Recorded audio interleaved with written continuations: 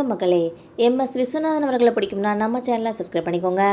SPB பாடிய அந்த பாட்டு நள்ளிரவில் திரும்ப திரும்ப கேட்டு எமோஷ்னலான எம்எஸ் விஸ்வநாதன் அவர்கள் என்ன நடந்துச்சுன்னு இந்த வீடியோவில் பார்க்கலாம் வாங்க.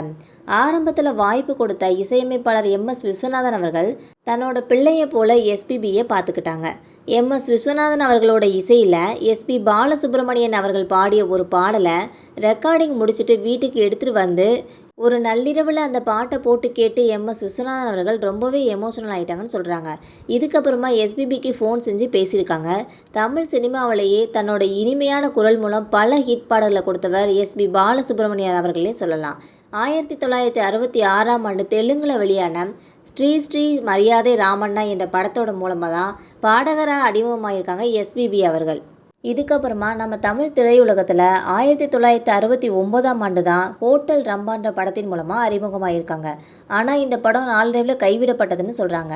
அதை தொடர்ந்து தமிழில் சாந்தி நிலையம்ன்ற படத்தில் இடம்பெற்ற இயற்கை என்னும் இளைய கண்ணின்ற பாடல் மூலமாக மீண்டும் தமிழ் சினிமாவில் பாடகராக அறிமுகமாயிருக்காங்க என்பது குறிப்பிடத்தக்கது. இந்த பாடல் எஸ்பிபிக்கு பெரிய வெற்றியை கொடுத்த அந்த நிலையில் அடுத்தடுத்த படங்களில் நிறைய ஹிட் பாடல்களை பாடியிருக்காங்க என்பது குறிப்பிடத்தக்கது. இந்திய சினிமாவோட முன்னணி இசையமைப்பாளர்களின் இசையில் பாடல்களை கொடுத்துருக்கார் என்பது அனைவரும் அறிந்த ஒரு உண்மை. அந்த வகையில் இவருக்கு ஆரம்பத்தில் வாய்ப்பு கொடுத்தவர் தான் இசையமைப்பாளர் எம்எஸ் விஸ்வநாதன் அவர்கள்னே சொல்லலாம். தன்னோட பிள்ளை போல எஸ்பிபியை பார்த்துக்கிட்ட எம்எஸ் விஸ்வநாதன் அவர்கள் தன்னோட இசையில் எஸ்பிபி பாடிய ஒரு பாடலை நள்ளிரவில் கேட்டுட்டு அவருக்கு ஃபோன் செஞ்சு வாழ்த்துக்களையும் சொல்லியிருக்காங்க. 1978 கே பாலச்சந்தர் இயக்கத்தில் வெளியான படம் தான் நிழல் நிஜமாகிறது என்ற படம். இந்த படத்தில் நடிகர் கமல்ஹாசன், சோபா அவர்கள் இணைஞ்சு நடிச்சிருப்பாங்க.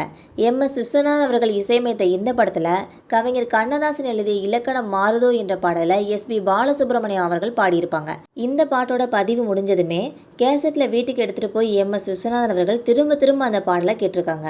ஒரு கட்டத்தில் அந்த பாடலை கேட்டுட்டு எமோஷனலான எம்எஸ் விஸ்வநாதன் அவர்கள் அந்த நேரத்தில் பாலுக்கு ஃபோன் போடுன்னு சொல்லி எஸ்பிபி வீட்டுக்கு ஃபோன் செஞ்சு அவர்கிட்ட பேசியிருக்காங்க. அப்போது நல்லா பாடியிருக்கீங்க பாலு, நீங்கள் எல்லாம் நல்லா பாடி எனக்கு நல்ல பேர் வாங்கி கொடுக்குறீங்கன்னு சொல்லியிருக்காங்க. பல மேடை கச்சேரிகளிலும் எம்எஸ் விஸ்வநாதன் அவர்கள் எஸ்பிபியை குறித்து இதே வார்த்தையை சொல்லியிருக்காங்க என்பது குறிப்பிடத்தக்கது. அவரோட மகன் பிரகாஷ்ராஜ் அவர்கள் ஒரு பேட்டியில் இதை பற்றி சொல்லியிருப்பாங்க. எம்எஸ் விஸ்வநாதன் அவர்களும் கவிஞர் கண்ணதாசனும் நெருங்கிய நண்பர்களாக தான் ஆரம்ப காலத்திலேருந்து கடைசி வரையுமே இருந்திருக்காங்க. கவிஞர் கண்ணதாசன் அவர்கள் உடல்நிலை சரியில்லாமல் ஆஸ்பத்திரியில் இருந்தப்போ கூட எம்எஸ் விஸ்வநாதனை வரும்படி கூப்பிட்டுருக்காங்க.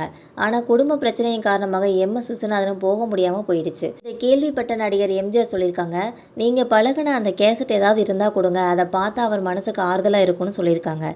சரின்னு சொல்லிட்டு விஸ்வநாதன் அவர்கள் அதை ரெடி பண்ணி அனுப்புறதுக்கு முன்னாடியே கவிஞர் கண்ணதாசன் அவர்கள் மறைஞ்சும் போயிட்டாங்க.